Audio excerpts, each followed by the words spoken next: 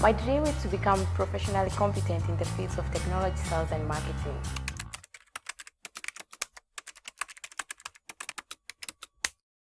I started as a sales personnel at my previous employer.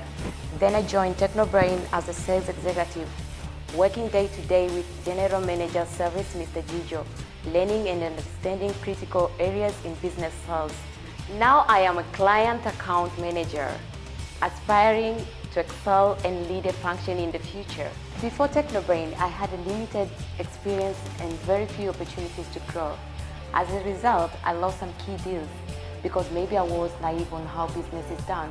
These have provided a learning curve for me to know key decision makers, users, and inside information on how our solutions can provide changes in the organization. I was very much impressed by the vision and mission of Technobrain, coming to the well-structured career development and business ethics in both IT and sales.